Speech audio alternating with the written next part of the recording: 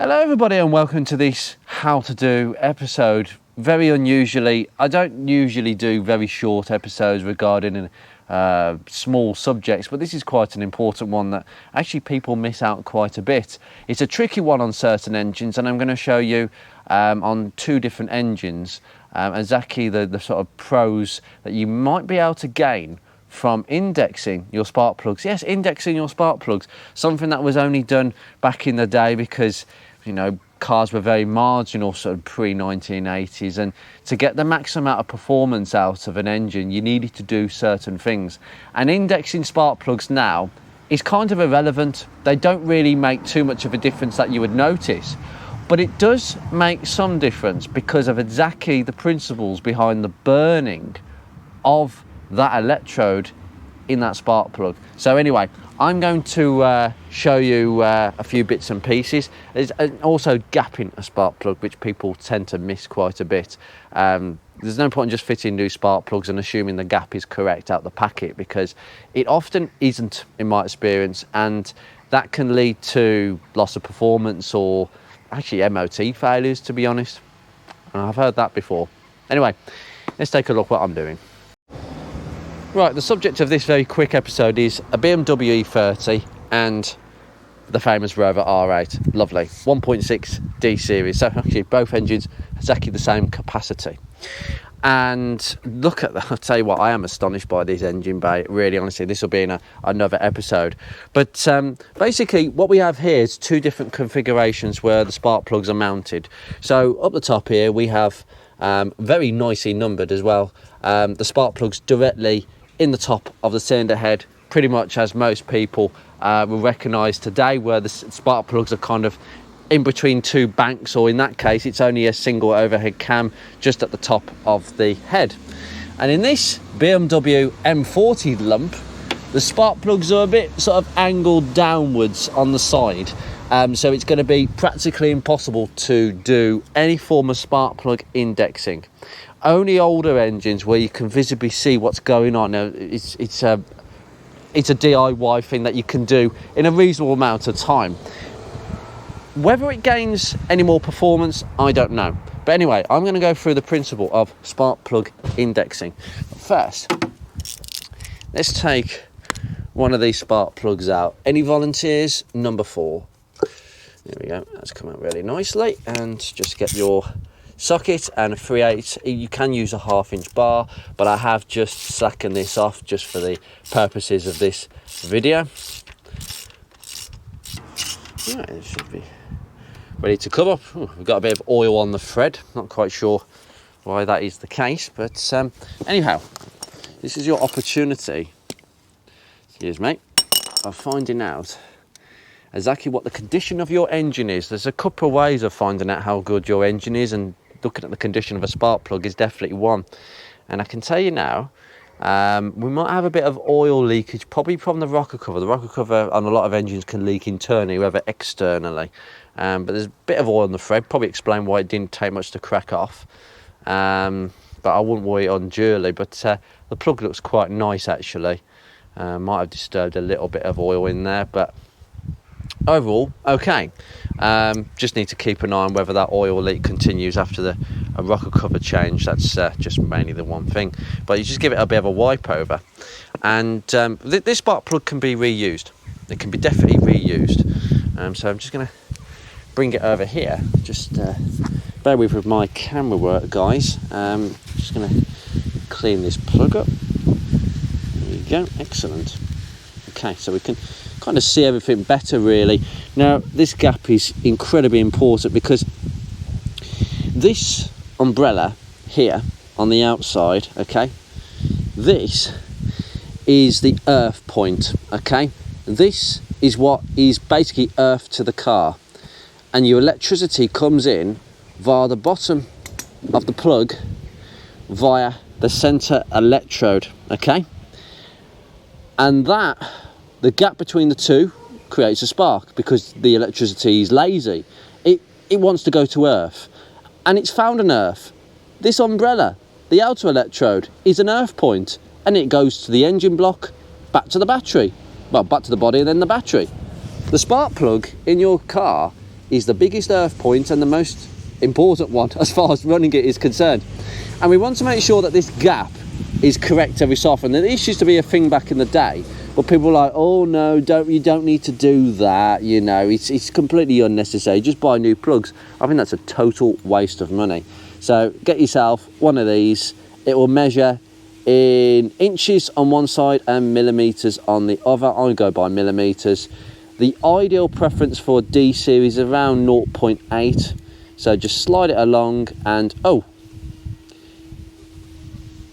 1 millimeter. A little bit bigger. I can look at a spark plug and see, yeah, that's too big a gap. Can you see there against the bonnet? That's 1 millimeter. I could tell that that's too big. So we're gonna have to reduce the gap a little bit.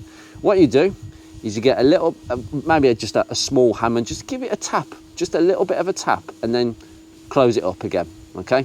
Now I'm gonna do that a little bit later, but all these plugs are going to be re-gapped in the same manner. If you need to widen the gap, if you've done it too much or the gap needs to be opened up, you can use this piece here, but I rarely do. I just get this piece and just bend it upwards. You just bend the whole gap tool. I might have ended up bending it even more by that minutest amount of movement. Now I'm going to go into indexing the spark plug, which is the subject of this episode. And effectively, what it is, you are making sure that the air fuel mixture is flowing towards that spark plug and is not obstructed by anything. It's all about increasing the flow. So what we want preferably is the spark plug to be sitting in the correct position. Now you've got to work out where your exhaust is and where your inlet is. Well, obviously on this engine you've got the PGFI, very reliable system. Inlet on the back side with the injectors on this side, and the spark plugs are sitting here. That means we need to have this umbrella, the outer earth electrode, facing back to us like this, okay? We don't want it like that. If you put your spark plug in like that, what can happen is that the air fuel mixture is going to want to come around it and can't quite get to the spark as efficiently as that.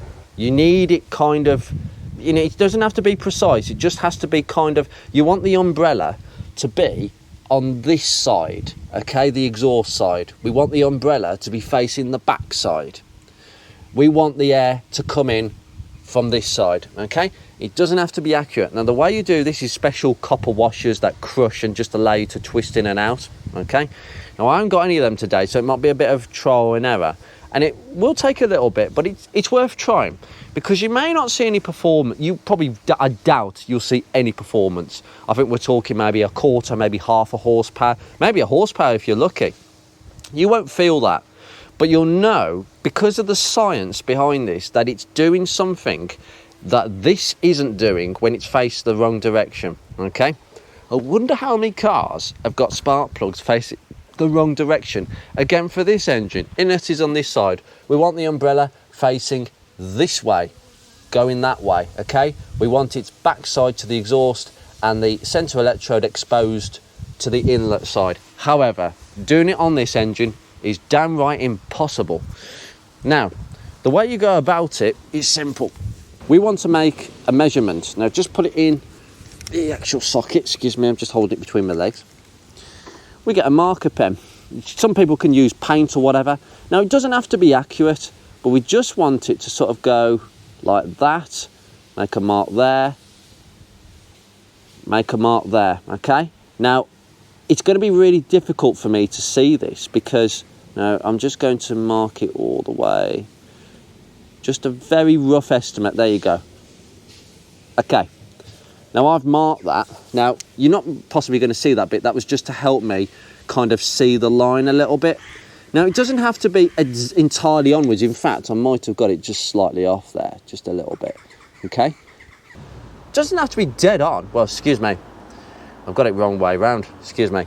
That line has got to be facing me, obviously. Okay. It doesn't have to be dead straight. But as long as the electrode isn't really being obstructed, that's all good. Anyway, let's get on. Now you might have to have a go at this a few times. I just put a mark on the actual extension because the extension will go round with the umbrella. You can't obviously make a mark on here because it's not going to spin, is it? You're going to lose the reference point. But just place it in. Now, what I will say is just try not to touch the line, Andrew. That might be beneficial. There we go. Now, because I'm not using crushable copper washers, okay, it's going to be difficult to adjust the position. So you might have to take it out and start again. But hopefully you'll get to a decent position before having to just nip it up, really. It is a difficult thing to do. It's a bit of a faff, but I've done it on all my cars now.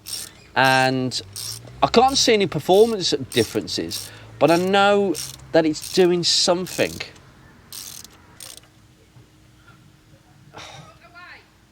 Oh, right, brilliant. It's actually gone really tight, and look at that. This line is roughly pointing this way, and that means the electrode is on this side. That was a bit of luck, that was. I can't turn that anymore. That's fantastic. That's nipped up. Now, sometimes you might have to go and do that 2 or 3 times, but that spark plug has now been orientated in the correct direction, and that's how to do it. It's really simple. It might take a few goes, but I would recommend, because I don't have them today, I can't show you, but the crushable copper washers that will just allow a little bit of crush and turn just to get that adjustment position, and they will seal pretty correctly. But I thought I'd show that with you, you know, just checking the spark plug, checking the condition. If it's really sooty, that's poor combustion. If there's tons and tons of oil and gunk on it, you've got a lot of problems. If your electrodes are burnt out, you've got a lot of problems, and you should know about that, to be honest. Most injection systems with an ECU will run pretty accurately.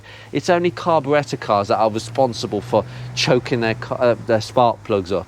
But on this one, we might need to just change the rocker cover gasket a little bit. But anyhow, not to worry.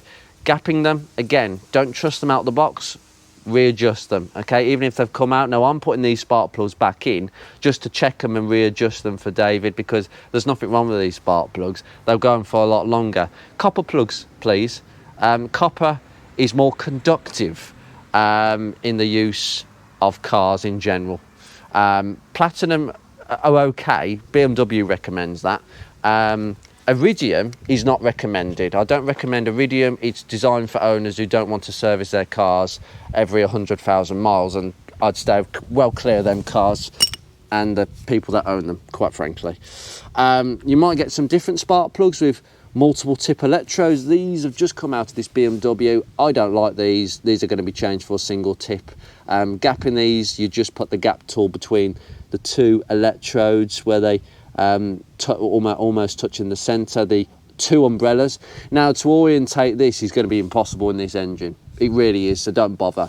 Only bother if you can do it on engines like this, or where the spark plugs, like on my on Project Ruby CVH, where the spark plugs are at the front. It's very easy to actually see. In fact, it's probably easier than any of these cars.